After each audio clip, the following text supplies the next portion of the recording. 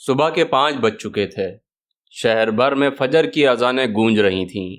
कई लोग अपने घरों से निकलकर मस्जिद की तरफ बढ़ रहे थे और इस रहमत का शुक्र अदा कर रहे थे। मगर मैं इस आसेब और अंधेरे घर में कोने में बैठा हुआ था, अपने वक्त का पूरा होने का इंतजार कर रहा था। मेरी आंखें इस लम्हे पत्थर की थीं और जिस्म सकता था। बेजान हाथों में मैं कुल्हाड़ी लिए अपने मौत का इंतजार कर रहा था। मेरे चेहरे पर बला की मायूसी तारी थी। यूसुफ की मौत ने मुझे झंझोड़ कर रख दिया था और मैं सख्ते की हालत में बैठकर अपने मौत का इंतजार कर रहा था। मैं नहीं जानता था कि अंधेरे में कब और कौन सी बला मेरे ऊपर नाजिल हो जाए, लेकिन अब जो भी होना था मैं उसके लिए तैयार था। ऐसा मान लीजिए कि मैं मरने के लिए तैयार था। खामोशी से बैठा हुआ मैं फर्श को तक रहा था। मैं जानता था कि कुछ ही देर में ये तहखाने वाला साया चलता हुआ मेरे पास आने वाला है और शायद मेरे जिस्म के टुकड़े टुकड़े कर कर मुझे हमेशा के लिए फना करने वाला है, या फिर मोहम्मद वक्कास और डॉक्टर आदिल कहीं से आएंगे और मुझे मार डालेंगे। मैं हर चीज के लिए तैयार था। अचानक लाउंज में रखा हुआ टीवी चल पड़ा और मैंने चौंक के टीवी की तरफ देखा। टीवी पर मैंने एक खूबसूरत से होटल का मंजर देखा, जहां एक बेइंतहा खूबसूरत कमरा था और एक डबल बेड पड़ा हुआ था। मैं हैरान होकर वो टीवी देखने लगा। घर में बिजली ना होने के बावजूद टीवी चल रहा था। बहरहाल मैं टीवी देखने लगा। अचानक बिस्तर पर एक जिस्म फरोश औरत गिरी और हंसते हुए एक मर्द की तरफ देखने लगी।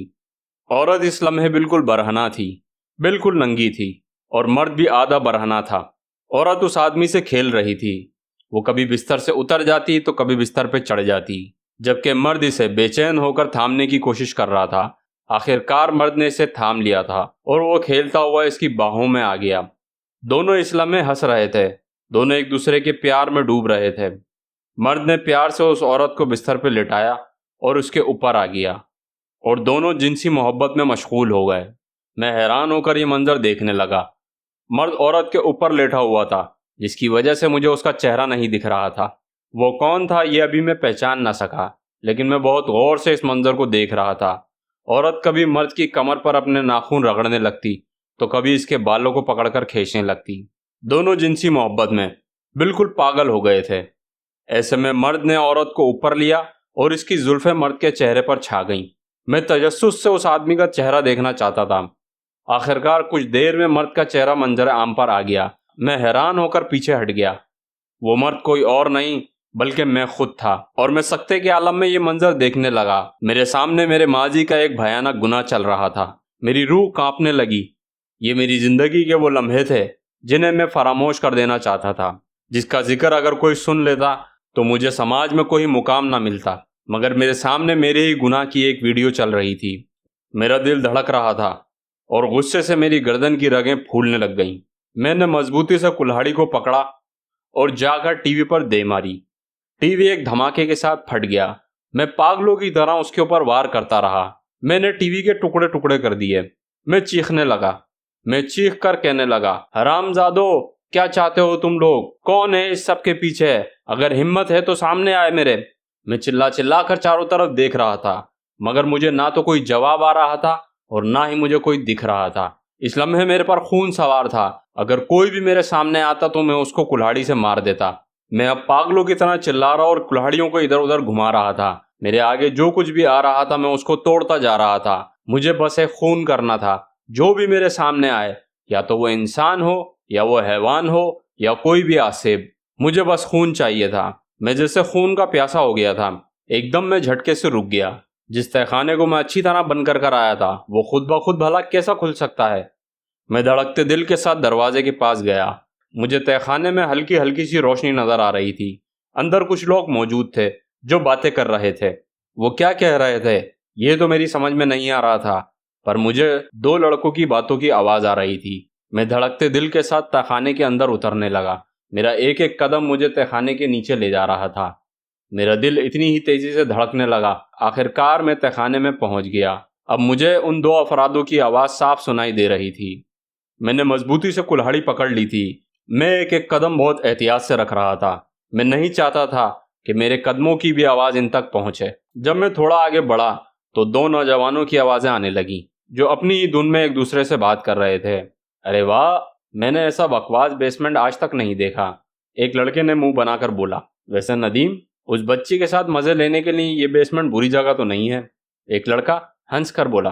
अरे सलीम, जब हम शर्त जीत जाएंगे तो किसी बेसमेंट में नहीं, किसी होटल में लेके चलेंगे उसको, पहले लड़के ने हंसकर जवाब दिया।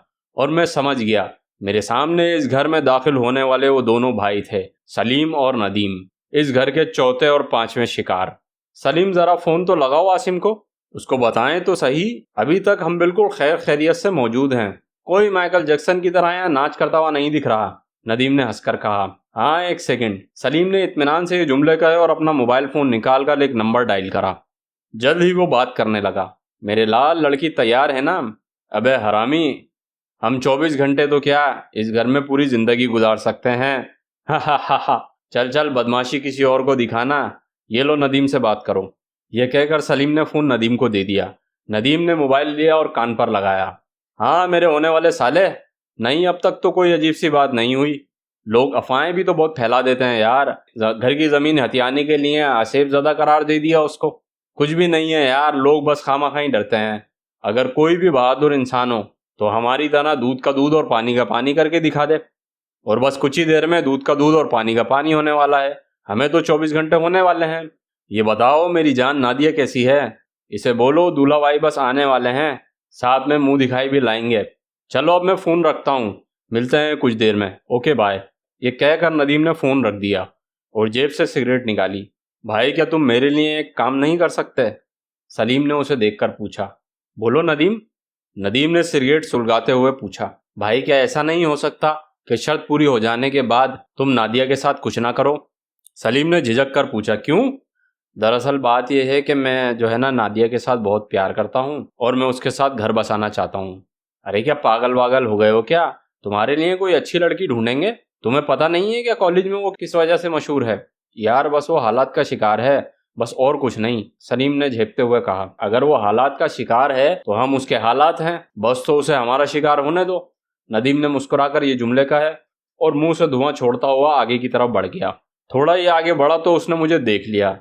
सलीम, वो कौन है? नदीम ने फौरन पूछा। कौन? सलीम ने भी पलटकर सीढ़ियों की तरफ देखा और दोनों भाई उछल पड़े। दोनों भाइयों ने मुझे देख लिया था और मैं पलटकर दौड़ पड़ा। पकड़ो पकड़ो इसे पकड़ो, नदीम चिल्लाया और सलीम मेरे पीछे दौड़ पड़ा। मैं सीढ़ियां चढ़ता हुआ घर में दाखिल हो गया और दरवाजा बंद करने लगा। जैसे ही मैंने दरवाजा बंद करने की कोशिश करी तो सलीम ने अपनी टांग दरवाजे के बीच में अड़ा दी। मेरे मुंह से चीखें निकलने लगी और मैं दरवाजे पे जोर लगाने लगा। भाई जल्दी आ जाओ जल्दी। अब सलीम और नदीम दोनों दरवाजे पे जोर लगा रहे थे। उन दोनों से ज्यादा जान तो मेरे में नहीं थी। बिलाखिर उन्होंने दरवाजा खोल लिया और मुझे जमीन पर गिरा दिया। अब वो दोनों कुल्हाड़ी छीन कर मेरे ऊपर मुक्के बरसा रहे थे।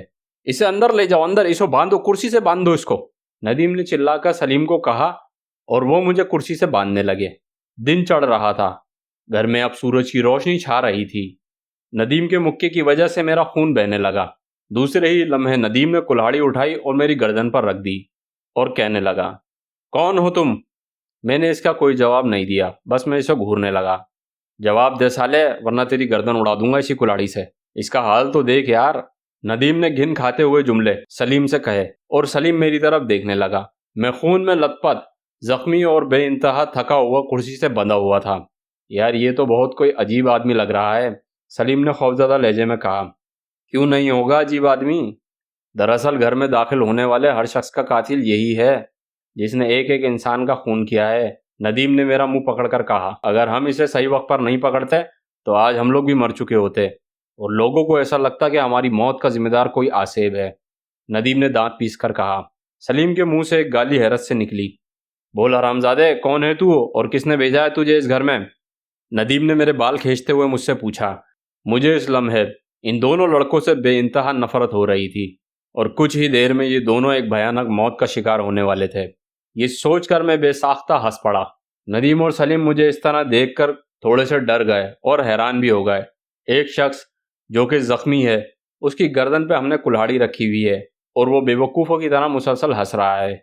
बहुत जल्द ही तुम दोनों मरोगे, मैंने हंसकर ये जुमले कहे और वो दोनों हैरान होकर मुझे देखने लगे। इस घर में कोई भी 24 घंटे से ज़्यादा जिंदा नहीं रह सका। जो भी दाखिल होता है वो मरता ज़रूर है। तुम भी मरोगे, मैं भी मरूंगा और आने वाले वक्तों में जो भी आएगा वो भी मरेगा। मैं हंसकर ये जुमले कहने लगा। नदीम ने मेरे मुंह पर एक और मुक्का मारा और कहने लगा, सलीम यार जाके ज़रा दरवाज़ा चेक कर कर आओ, मुझे लगता है इसके और भी कोई साथी होंगे जो मिलकर लोगों को मारते होंगे। सलीम गया और जाके सारे दरवाजे और खिड़कियां चेक कर कर आ गया। भाई बाहर तो कोई भी नहीं है, इस घर के अंदर हम तीनों के अलावा और कोई भी नहीं है। सलीम ने नदीम को आकर कहा। नदीम मेरी तरफ मुतवज्जा होकर कहने लगा, तुम रोहेल हो ना इस घर के मालिक? मैं इसके इस सवाल पर चौंक के इसका चेहरा देखने लगा। मैंने तुम्हारे बेडरूम में तुम्हारी फैमिली तस्वीर देखी थी, जिसमें तुम, तुम्हारा बेटा और तुम्हारी बीवी थी। तुम्हारा बच्चा तो क्यूट था। नदीम ने मुझे देखते हुए कहा। तुम ये सब क्यों कर रहे हो? क्यों लोगों का खून बहा रहे हो? क्या मिल रहा है तुम्हें ये सब कुछ करने से? नदीम ने हैरान होकर मुझसे पूछा। इसकी बात सुनकर मैंने सर उठाकर नदीम का चेहरा देखा, फिर नजरें झुकाकर जवाब दिया, कुछ खास फर्क नहीं है। बस इतना सा फर्क है कि तुम्हारे 24 घंटे पूरे हो चुके हैं, जबकि मेरे 24 घंटे अभी बाकी हैं। अगर हमारे 24 घंटे पूरे हो चुके होते तो हम तो मर चुके होते, बकौल तुम्हारे। नदीम ने मुस्कुराकर पूछा।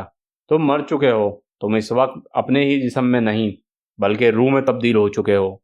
तुम अब रोज इसी तरह हर रोज जिंदा रहोगे और मरोगे कयामत तक। मैंने नफरत के आलम में ये जुमले कहे और नदीम मुझे देखकर हंसने लगा।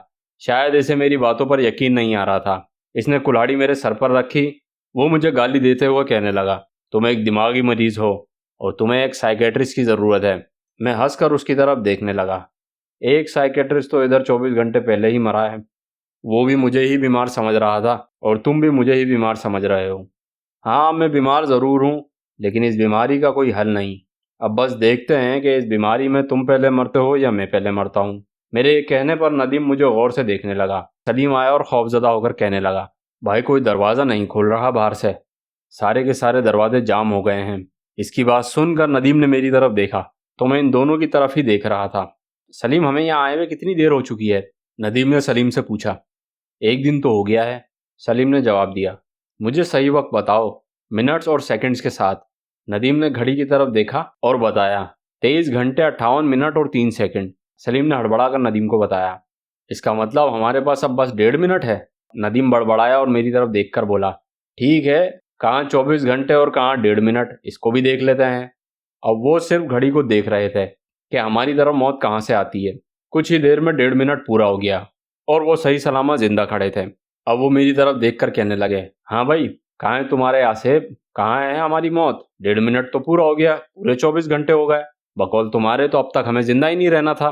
मैंने उन दोनों की तरफ देखा और उनसे कहा, बस मेरे बेटे के कमरे के दरवाजे को देखते रहो, तुम खुद ब खुद मर जाओगे। और नदीम ने पलटकर अकमल के दरवाजे की तरफ देखा। सलीम भी खौफजदा होकर दरवाजे को देखने लगा। नदीम मुस्कुराया और पलटकर बोला, ये दरवाजा तो खराब है यार, हम पहले ही चेक कर चुके हैं। अब हमारी मौत अगर इस दरवाजे से आएगी तो इस दरवाजे को तो खोलना पड़ेगा। नदीम ये कहकर चुप हो गया। मैंने उसकी तरफ देखा और कहा, मौत तो तुम्हें आके ही रहेगी। ओके, देख लेते हैं, हम भी यहाँ हैं, तुम भी यहाँ हो, देख लेते हैं। नदीम ने मुस्कुराकर ये जुमले कहे और दरवाजे की तरफ देखने लगा। सलीम भी दरवाजे की तरफ देख रहा था। नदीम के जैसी बहादुरी इसके अंदर नहीं थी। अब ये दोनों भाई टिकटिकी बांध कर दरवाजे को देखने लगे। खुद मैं भी इस दरवाजे को देख रहा था। मैं भी जानना चाहता था कि आखिर मरने वालों को क्या नजर आता है जो वो इस दुनिया से ही चले जाते हैं। बस भाई, कितनी देर देखना है इसको? 1 मिनट ऊपर हो गया है। ये बकवास तुम्हारी ऐसे ही चलती रहेगी क्या? नदीम ने तंजिया लहजे में मुझे कहा और सलीम को कोनी मारकर कहने लगा, चलो यार बस यहाँ से चलते हैं और इसको पुलिस के हवाले करते हैं। शर्त तो हम जीत चुके हैं। नदीम के अल्फाज आधे में ही रुक गए क्योंकि सलीम के मुंह से अजीबोगरीब आवाज़ें निकल रही थीं। नदीम ने फौरन पलटकर सलीम की तरफ देखा तो इसकी आंखें फटी हुई उस दरवाजे को देख रही थी और हाथ पांव कांपते हुए दिख रहे थे। इसकी आंखें आहिस्ता आहिस्ता लाल होती जा रही थी और वो दरवाजे की तरफ बढ़ता जा रहा था। नदीम उसको रोकने की कोशिश करने लगा। अरे भाई, क्या हो गया? क्या आवाज़ें निकाल रहा है? कुछ भी नहीं है, तू अपने दिमाग पे मत ले इसकी बातों को। चल बस अपन निकलते हैं यहाँ से। अब मैं तो समझ गया था कि इसकी मौत आने वाली है, जो कि सिर्फ अभी एक भाई को दिख रही है, दूसरे को भी कुछ देर में नजर आने लग जाएगी। इसका बदन बुरी तरीके से कांप रहा था और ये मुसलसल उल्टी सीधी आवाज़ें निकाल रहा था। इसकी आंखों में मौत की लहरें दौड़ रही थीं। ये दरवाजे की तरफ बढ़ता जा रहा था। अब मेरे मुंह पे हल्की सी मुस्कुराहट थी। मैं इन दोनों का तमाशा देख रहा था, पर मुझे ताज्जुब इस बात पे था कि जो चीज़ उसको दिख रही है वो चीज़ मुझे क्यों नहीं दिख रही। कुछ ही देर में उसकी अजीब सी आवाज़ें चीखों में तब्दील हो गईं। वो दीवानों की तरह अपने आप को मारने लगा और जो भी उसके सामने आने लगा उसको मारने लगा। मैं आंखें फाड़ कर और जुबान बाहर निकाल कर कह के लगा रहा था। अब घर के अंदर वही कैफियत थी। चारों तरफ से आवाज़ें आ रही थीं, हवाएं चल रही थीं। नदीम और सलीम दोनों अब एक ही कैफियत में थे। चारों तरफ से चीखों की आवाज़ें आ रही थीं। नदीम और सलीम की जान मेरे सामने निकल रही थी। वो बुरी तरह चीख रहे थे, वो चिल्ला रहे थे, अपने बाल खींच रहे थे, अपने आप को मार रहे थे। उनके ऊपर एक ऐसी चीज़ तारी हो गई थी जो एक दूसरे को ही मारने लग गए और बेदर्दी के साथ मौत के घाट उतर गए।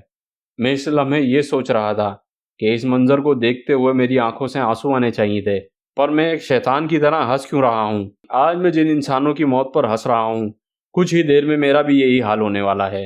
अब हवाएं रुक गईं, आवाज़ें बंद हो गईं और उन दोनों के भाइयों का जिस्म ठंडा पड़ गया। एकदम पहले जैसा सन्नाटा पूरे घर में हो गया। अब मैंने चारों तरफ नज़र दौड़ाई तो कुछ ही फासले पे मेरी कुल्हाड़ी पड़ी थी। मैं जिस कुर्सी से बंधा हुआ था उस कुर्सी को मैंने ज़मीन पर गिराया और खिसक खिसक के कुल्हाड़ी की तरफ गया। कुल्हाड़ी उठाकर मैंने अपनी रस्सी काटने की कोशिश करी। आहिस्ता आहिस्ता 10 मिनट के बाद मैंने अपनी रस्सी काट ली और मैंने अपने हाथ खोल लिए। मैं अपने हाथों को पकड़कर अपनी कलाइयाँ सहला रहा था। जैसे ही मेरी नज़र मेरी घड़ी पर पड़ी तो मुझे एक झटका सा लगा। अब मेरा वक्त पूरा होने में 1 घंटे से भी कम का वक्त बचा था। दोस्तों, अगर आपको ये वीडियो पसंद आई है तो वीडियो को लाइक करें और चैनल को सब्सक्राइब करें। शुक्रिया।